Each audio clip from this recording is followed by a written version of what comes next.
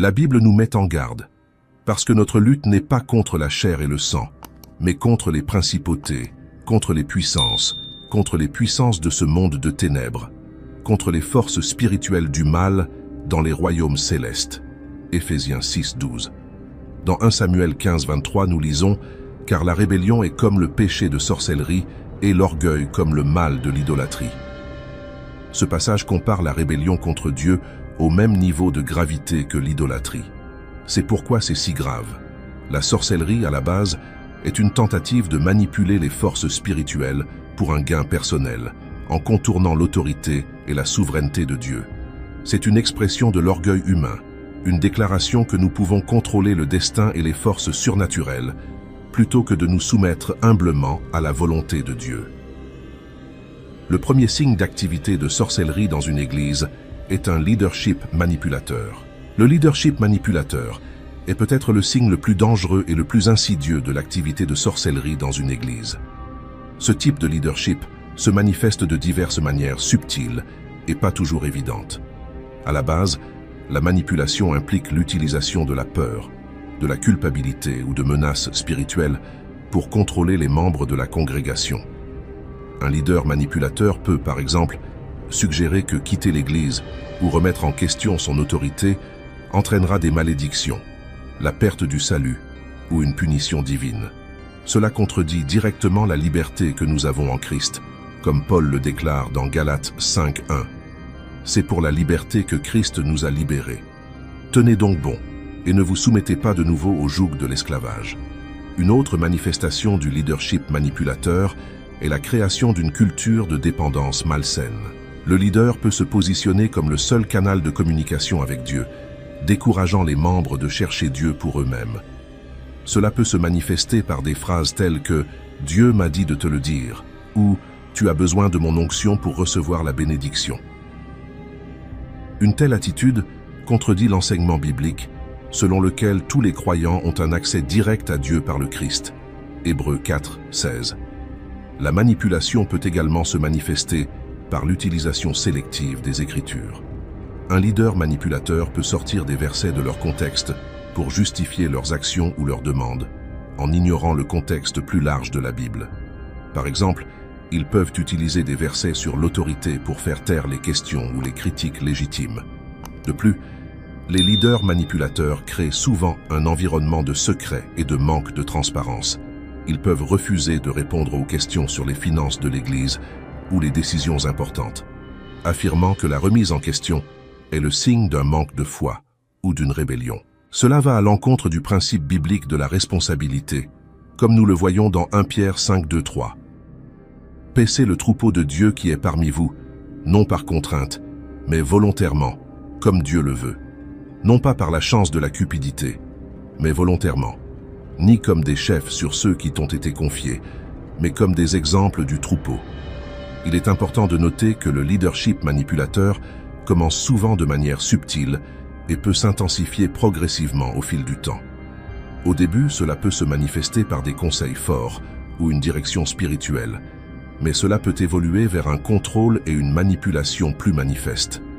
Les membres de l'Église doivent être à l'affût des signes, indiquant que leur liberté en Christ est compromise, ou qu'ils subissent des pressions pour agir contre leur conscience ou leur discernement. Les leaders authentiques, suivant l'exemple du Christ, dirigent par le service et l'amour, et non par la peur ou la coercition. Comme Jésus l'a dit dans Matthieu 20:25-26, « Vous savez que les chefs des peuples dominent sur eux, et que les chefs exercent autorité sur eux.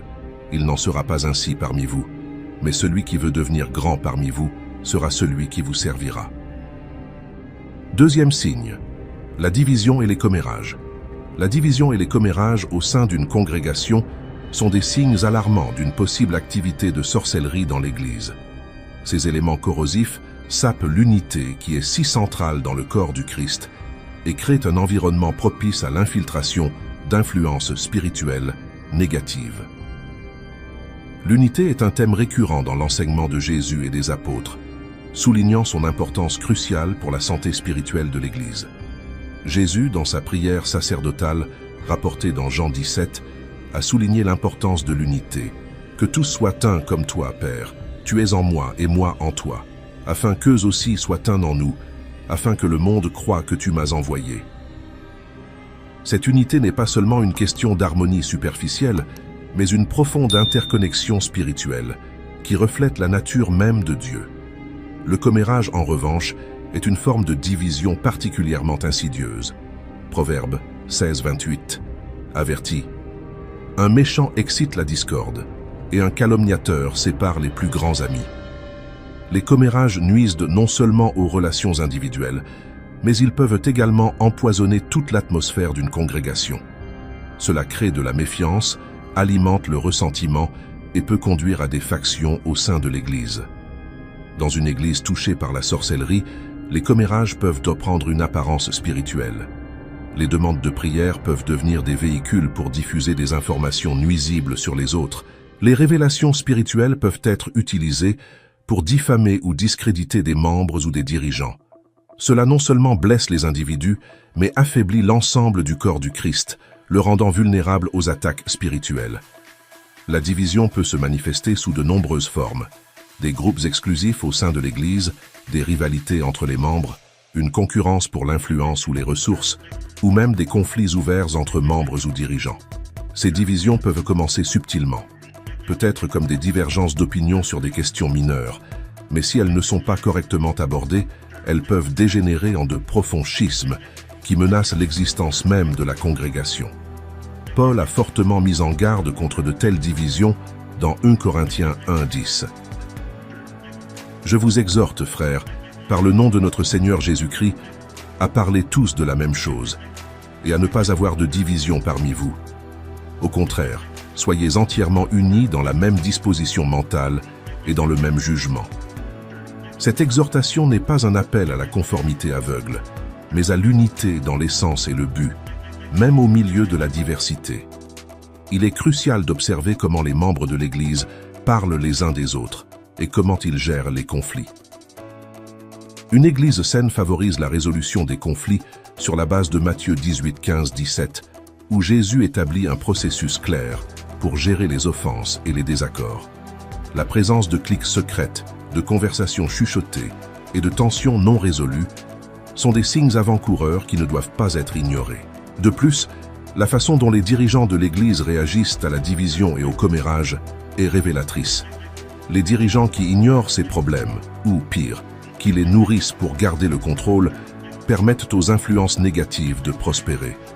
D'autre part, les dirigeants qui s'attaquent activement à ces questions en faisant la promotion de la réconciliation et d'une communication ouverte, s'efforcent de maintenir la santé spirituelle de la congrégation. La guérison de la division et des commérages commence par un engagement renouvelé envers l'amour et l'unité en Christ. Comme Paul l'exhorte dans Éphésiens 4:3, nous devons nous efforcer de préserver l'unité de l'esprit dans le lien de la paix. Cela exige de l'humilité, de la patience et un engagement actif en faveur de la réconciliation et du pardon mutuel. Le troisième signe est la présence de faux prophètes et d'enseignements déformés. La présence de faux prophètes et d'enseignements déformés est un signe sérieux de corruption dans une Église. Ce phénomène n'est pas nouveau. Depuis les temps bibliques, l'Église a été confrontée au défi de discerner entre la vérité et l'erreur. Jésus nous a avertis dans Matthieu 24:11. « Et beaucoup de faux prophètes se lèveront et en séduiront beaucoup. » Cet avertissement résonne encore aujourd'hui, nous rappelant la nécessité constante de la vigilance et du discernement.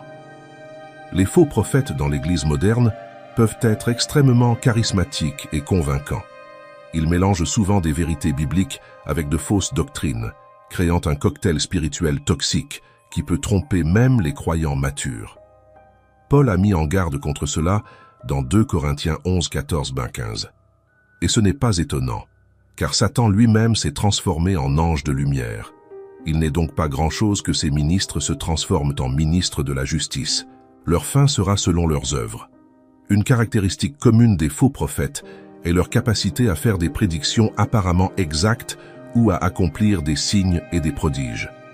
Cependant, la Bible nous enseigne que l'exactitude des prédictions ou la présence de manifestations surnaturelles ne sont pas en elles-mêmes des indicateurs de l'authenticité divine.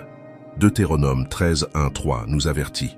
« Lorsqu'un prophète ou un songeur se lève au milieu de vous et vous annonce un signe ou un prodige, et que le signe ou le prodige dont il vous a parlé s'accomplit, et dit « Allons après d'autres dieux que vous ne connaissiez pas, et servons-les », tu n'écouteras pas les paroles de ce prophète ou de ce songeur, car le Seigneur ton Dieu te met à l'épreuve, pour savoir si tu aimes le Seigneur ton Dieu de tout ton cœur et de toute ton âme. Les enseignements déformés peuvent prendre de nombreuses formes. Certains faux prophètes promeuvent un évangile de prospérité exagéré, promettant la richesse et le succès matériel comme résultat direct de la foi ou de l'ensemencement financier dans l'Église. D'autres peuvent introduire des pratiques occultes ou du nouvel âge déguisé en nouvelle révélation ou en un christianisme plus profond. D'autres encore peuvent déformer la grâce de Dieu en promouvant un antinomianisme qui ignore la sainteté et l'obéissance aux commandements de Dieu. Un signe clair d'un faux prophète est lorsqu'il exige de l'argent en échange de prières, de bénédictions ou de paroles de Dieu.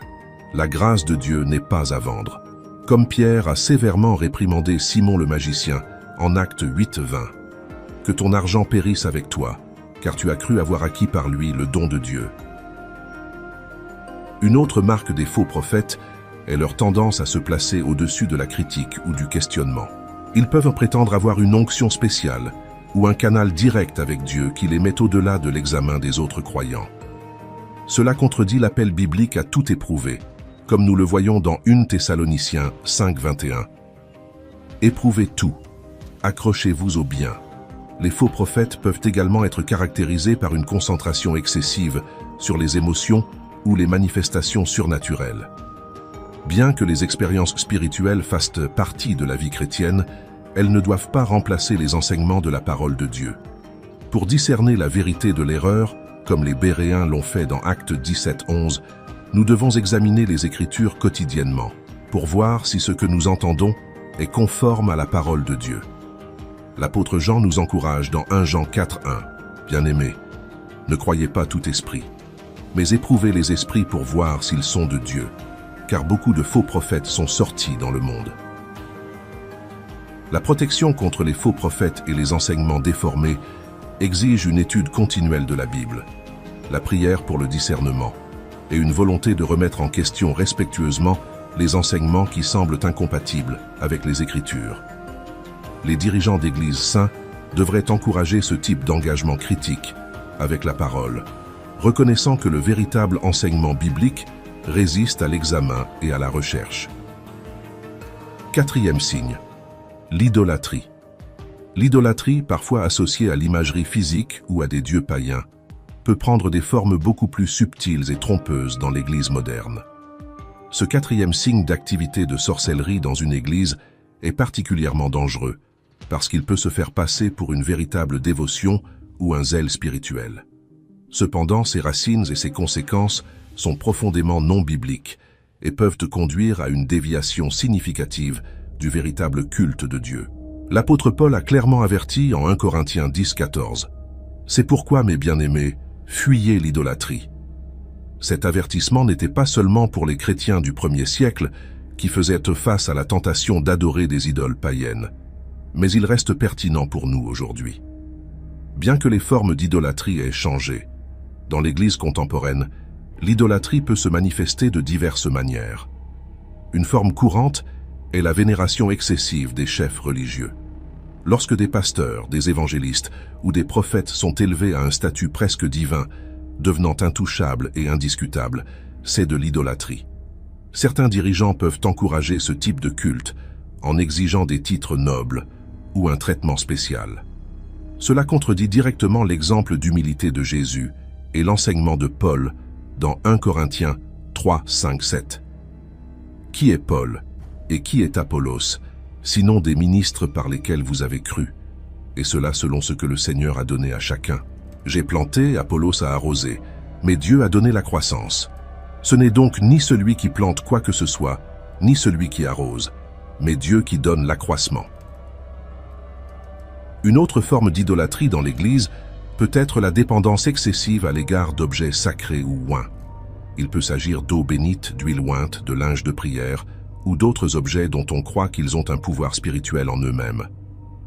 Bien que Dieu puisse utiliser des objets physiques dans son œuvre, comme nous le voyons dans Actes 19, 11, 12, avec les mouchoirs et les tabliers de Paul, la croyance que ces objets ont un pouvoir inhérent ou qu'ils sont nécessaires pour recevoir la grâce de Dieu est une forme d'idolâtrie.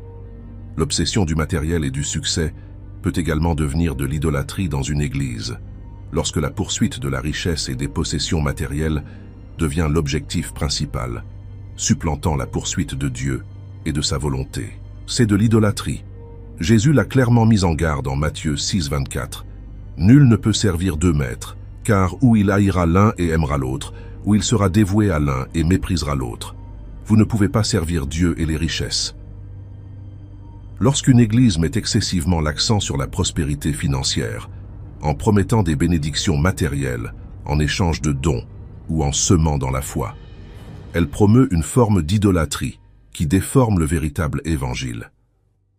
L'idolâtrie peut aussi se manifester sous la forme d'un nationalisme excessif au sein de l'Église, lorsque l'identité nationale ou politique devient plus importante que l'identité en Christ. Lorsque le drapeau d'un pays est plus proéminent que la croix, c'est un signe d'idolâtrie. Paul nous rappelle dans Galates 3, 28 que, en Christ, il n'y a ni juif ni grec, il n'y a ni esclave ni libre, il n'y a ni mâle ni femelle, car vous êtes tous un en Jésus-Christ. Une autre manifestation subtile de l'idolâtrie peut être une dépendance excessive à l'égard des programmes, des méthodes ou des formules pour la croissance spirituelle ou le succès de l'Église. Lorsque nous nous appuyons davantage sur des stratégies humaines que sur la direction du Saint-Esprit et la fidélité à la parole de Dieu, nous nous rapprochons de l'idolâtrie. Zacharie 4, 6 nous rappelle « Ce n'est ni par la force ni par la puissance, mais par mon esprit, dit l'Éternel des armées. » L'idolâtrie de la connaissance ou de l'expérience spirituelle peut également s'insinuer dans l'Église. Lorsque l'accumulation de connaissances théologiques ou la poursuite d'expériences spirituelles extraordinaires deviennent plus importantes que l'amour de Dieu et du prochain, nous tombons dans le piège de l'idolâtrie.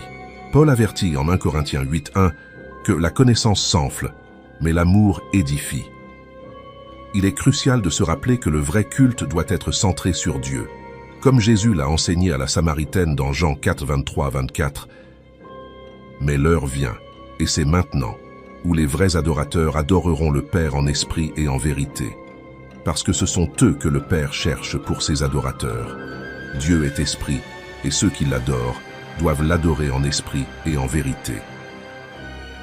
Pour combattre l'idolâtrie dans l'Église, un retour constant à la parole de Dieu et une attention renouvelée sur le Christ sont nécessaires. Les dirigeants de l'Église doivent donner l'exemple de l'humilité et se référer constamment au Christ, et non à eux-mêmes. La congrégation devrait être enseignée à chercher son identité et sa valeur en Christ, et non dans les possessions matérielles ou le statut. L'Église doit favoriser une culture d'adoration authentique qui place Dieu au centre, et non des expériences émotionnelles, des dirigeants charismatiques ou des programmes politiques. Cinquième signe, l'obsession des malédictions générationnelles. Le cinquième signe des pratiques de sorcellerie dans une église est l'obsession des malédictions générationnelles et le besoin constant de briser ces supposées malédictions. Alors que la Bible parle des conséquences de la transmission du péché de génération en génération, Exode 25, elle met également l'accent sur la puissance rédemptrice du Christ qui brise toutes les malédictions. Dans Galates 3, 13, 14, Paul déclare « Christ nous a rachetés de la malédiction de la loi en devenant une malédiction à notre place, car il est écrit « Maudit soit celui qui est pendu à un bois », afin que la bénédiction donnée à Abraham parvienne aux païens par Jésus-Christ, afin que nous recevions l'Esprit promis par la foi. Lorsqu'une église se concentre excessivement sur l'identification et la rupture des malédictions générationnelles, cela peut conduire à un état d'esprit de peur et de superstition plutôt qu'à la confiance dans la puissance libératrice du Christ. Les membres peuvent être amenés à croire que tous leurs problèmes sont le résultat de malédictions ancestrales, plutôt que de faire face à des problèmes de responsabilité personnelle et de croissance spirituelle. Cela peut aboutir à des séances de délivrance qui ressemblent plus à des rituels d'exorcisme qu'à des conseils bibliques et à la formation de disciples. il est important de se rappeler les paroles de 2 Corinthiens 5, 17. Si quelqu'un est en Christ, c'est une nouvelle création.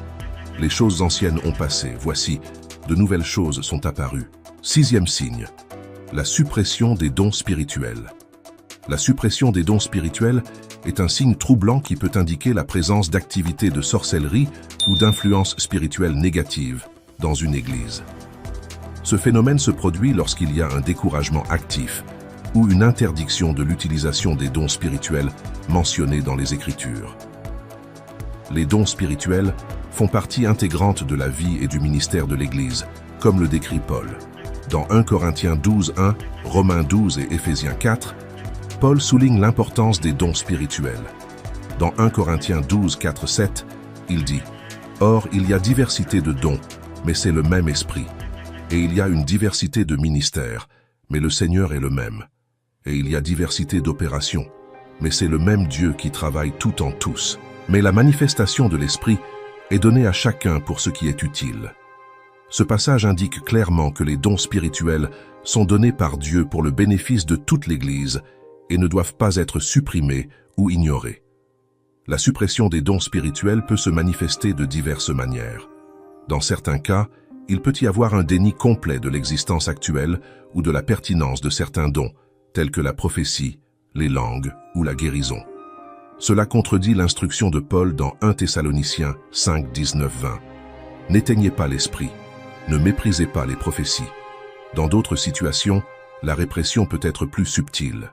Par exemple, une église peut théoriquement accepter l'existence de dons spirituels, mais en pratique, décourager leur utilisation ou limiter sévèrement les possibilités de leur exercice. Cela peut être dû à la peur du désordre, à un malaise face au surnaturel ou à un désir excessif de contrôle de la part de la direction. Certaines églises peuvent favoriser certains dons par rapport à d'autres, créant un déséquilibre dans l'expression des dons au sein de la congrégation. Par exemple, ils peuvent surévaluer les dons de l'enseignement ou de l'administration, tout en marginalisant les dons plus charismatiques, tels que la prophétie ou la guérison. Cela va à l'encontre de l'enseignement de Paul sur la diversité et l'importance de tous les dons dans le corps du Christ, tel qu'exprimé dans 1 Corinthiens 12, 21-22. Et l'œil ne peut pas dire à la main « Je n'ai pas besoin de toi », ni même de la tête aux pieds « Je n'ai pas besoin de vous ». Au contraire, les membres du corps qui semblent être les plus faibles sont nécessaires. La suppression des dons spirituels peut également se produire lorsqu'il y a une emphase excessive sur la formalité et l'ordre, au point d'étouffer la liberté de l'esprit. Alors que Paul souligne l'importance de l'ordre dans le culte, 1 Corinthiens 14, 40, il met également en garde contre l'extinction de l'esprit. Un équilibre sain est nécessaire pour permettre à la fois l'ordre et la liberté dans l'expression des dons spirituels. Dans certains cas extrêmes, la suppression des cadeaux peut être motivée par le désir de garder le contrôle et le pouvoir entre les mains de quelques dirigeants. En décourageant l'utilisation des dons spirituels par la congrégation en général, ces dirigeants peuvent maintenir un monopole sur la parole de Dieu ou l'onction spirituelle. Cela contredit le principe biblique du sacerdoce de tous les croyants, 1 Pierre 2, 9, et de la distribution des dons à tous les membres du corps du Christ. La suppression des dons spirituels peut avoir de graves conséquences sur la santé spirituelle d'une église. Cela peut conduire à un manque de vitalité spirituelle, à une diminution des attentes à l'égard de l'œuvre surnaturelle de Dieu et à une dépendance excessive aux programmes et aux méthodes humaines, plutôt qu'à la puissance du Saint-Esprit. Pour lutter contre la suppression des dons spirituels, une église doit s'engager à enseigner et à encourager l'utilisation appropriée de tous les dons spirituels. Il s'agit notamment de fournir des occasions d'exercer les dons au sein de la congrégation, ainsi que d'offrir une formation et des conseils sur la façon de discerner et de développer les dons spirituels. Les dirigeants de l'Église doivent donner l'exemple d'une ouverture au Saint-Esprit et d'une volonté de lui permettre d'agir d'une manière qui peut être imprévisible ou inconfortable. En même temps, il doit y avoir un engagement à discerner et à tester les dons, comme Paul l'enseigne dans 1 Corinthiens 14, 29. Et que 2 ou 3 prophètes parlent, et que les autres jugent.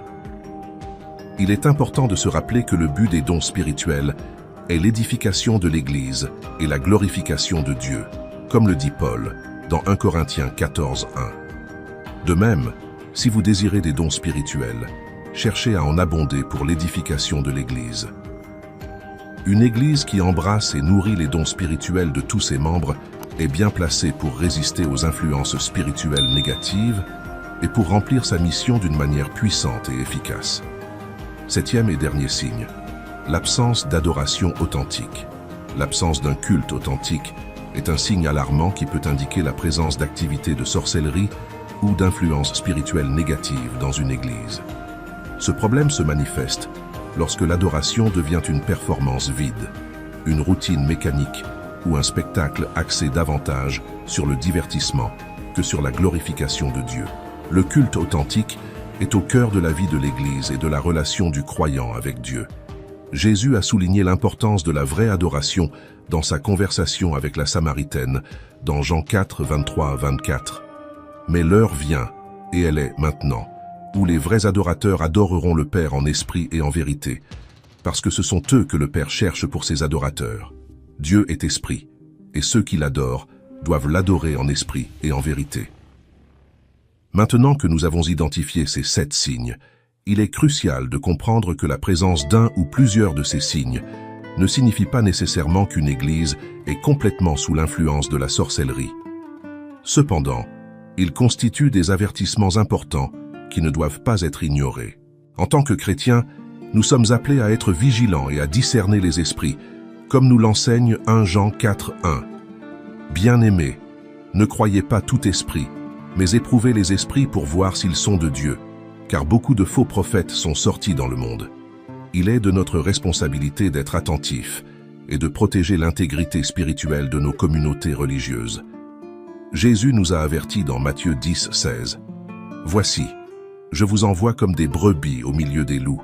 Soyez donc sages comme des serpents et inoffensifs comme des colombes. » Cette instruction nous rappelle la nécessité de la sagesse et du discernement face à d'éventuelles influences négatives dans nos églises. Nous ne devons pas être naïfs ou facilement trompés, mais nous ne devons pas non plus devenir paranoïaques ou critiques.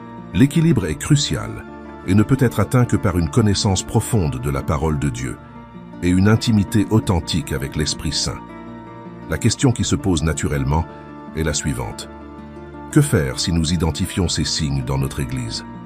Tout d'abord, nous ne devons pas réagir par la peur ou la panique. Rappelez-vous les paroles réconfortantes de 1 Jean 4, 4. Petits enfants, vous êtes à Dieu, et vous les avez vaincus, car celui qui est en vous est plus grand que celui qui est dans le monde. Notre première réponse devrait être la prière. Nous devons chercher les conseils et la sagesse de Dieu pour faire face à la situation.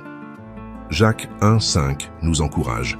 Mais si quelqu'un d'entre vous a besoin de sagesse, qu'il la demande à Dieu, qui donne à tous avec libéralité, et ne fait pas de reproches, et on la lui donnera. La prière nous relie non seulement à Dieu, mais renforce également notre propre résilience spirituelle contre les influences négatives. De plus, la prière nous aide à maintenir une attitude d'humilité et de dépendance envers Dieu, nous empêchant d'agir selon nos propres forces ou notre propre sagesse. Après la prière, l'étape suivante consiste à aborder les préoccupations des dirigeants de l'Église d'une manière respectueuse et aimante. Paul nous instruit dans Galates 6, 1. « Frères et sœurs, si quelqu'un est pris en faute, vous qui êtes spirituels, guidez-le dans un esprit de douceur. Veille sur toi-même, de peur que tu ne sois aussi tenté. » Cette approche exige du courage, de la sagesse et de l'humilité. Il est important de se rappeler que même les dirigeants peuvent être induits en erreur ou tomber dans l'erreur, et notre responsabilité est de les aider à se remettre sur les rails, et non de les condamner. Lorsque nous abordons le leadership, il est crucial de fonder nos préoccupations sur les Écritures, et non sur des opinions ou des préférences personnelles. Si la direction est réceptive et ouverte à la correction, c'est bon signe et peut conduire à un changement positif dans la congrégation. Cependant, s'il y a de la résistance ou du déni, il peut être nécessaire de demander conseil à des chefs spirituels plus mûrs, à l'extérieur de la congrégation. Dans les cas extrêmes, lorsqu'il y a des preuves évidentes de pratiques ou d'abus non bibliques, il peut être nécessaire d'envisager de quitter la congrégation. Jésus a averti dans Matthieu 7, 15, 16. « Méfiez-vous des faux prophètes qui viennent à vous déguiser en brebis, mais qui, au fond, sont des loups voraces. C'est à leurs fruits que vous les reconnaîtrez. » Il est crucial de se rappeler que notre but n'est pas de détruire, mais de restaurer et d'édifier. Paul le souligne dans 2 Corinthiens 18. « Car quand je me vanterai un peu plus de notre autorité, que le Seigneur nous a donnée pour l'édification et non pour ta destruction, je n'aurai pas honte. » Notre désir devrait être de voir l'Église purifiée et fortifiée, et non pas divisée ou détruite. Cela nécessite de la sagesse, de la patience et de l'amour. Nous devons être prêts à affronter l'erreur par la vérité, mais toujours dans un esprit d'amour et d'humilité. Éphésiens 4,15 nous rappelle « Mais suivant la vérité dans l'amour, grandissons en toutes choses jusqu'à celui qui est la tête, le Christ. » Ce verset nous fournit un équilibre crucial entre la vérité et l'amour. Nous ne devons pas compromettre la vérité par peur d'offenser, ni proclamer la vérité d'une manière dépourvue d'amour. Le but ultime est toujours la maturité spirituelle de tout le corps du Christ. Cela peut nécessiter un processus long et parfois douloureux de correction et de restauration. Mais c'est essentiel pour la santé spirituelle de l'Église. L'un des moyens les plus efficaces de combattre les influences spirituelles négatives est de renforcer notre propre vie spirituelle et celle de notre communauté. Cela inclut un engagement renouvelé dans l'étude de la parole de Dieu, comme nous l'a dit 2 Timothée 3, 16, 17. Toute écriture est inspirée de Dieu et utile pour enseigner, pour convaincre, pour corriger, pour instruire dans la justice, afin que l'homme de Dieu soit complet, parfaitement équipé pour toute bonne œuvre. Une connaissance approfondie des Écritures nous permet de discerner entre la vérité et l'erreur et nous fournit une base solide pour résister aux influences trompeuses. En plus de l'étude biblique individuelle, il est important de promouvoir les études bibliques en groupe et la prédication basée sur la parole. Non seulement cela augmente la connaissance biblique de la congrégation, mais cela crée également une culture de questionnement sain et de discussion ouverte sur les Écritures. Un autre aspect crucial est la culture d'une vie de prière vibrante, à la fois individuellement et collectivement. Acte 2, 42 nous montre l'exemple de l'Église primitive. Et ils persévéraient dans la doctrine des apôtres et dans la communion fraternelle, dans la fraction du pain et dans les prières. Une Église qui prie ensemble est une Église qui est unie dans un but et renforcée contre les attaques spirituelles. Enfin, il est crucial de maintenir une perspective éternelle et une attention constante sur le Christ. Paul nous le rappelle dans Colossiens 3, 1, 2. « Si donc vous êtes ressuscités avec Christ, cherchez ce qui est en haut, là où Christ est assis à la droite de Dieu. Fixez-vous sur les choses d'en haut et non sur les choses de la terre. » Lorsqu'une Église reste concentrée sur le Christ et l'éternité, elle est moins susceptible d'être distraite ou égarée par des influences terrestres ou des tromperies spirituelles. Cela inclut un accent régulier sur le retour du Christ et l'espérance éternelle que nous avons en lui. Pierre nous encourage dans 2 Pierre 3, 14. « C'est pourquoi, bien-aimés, cherchant ces choses, veillez à ce que vous soyez trouvés parmi lui en paix, sans défaut et sans reproche. » Cette perspective éternelle nous aide à garder les choses dans leur juste proportion et nous rappelle constamment notre véritable but et notre destinée en Christ. Une Église qui est centrée sur le Christ et l'éternité est une Église qui est bien placée pour résister aux influences négatives et rester fidèle à son appel divin.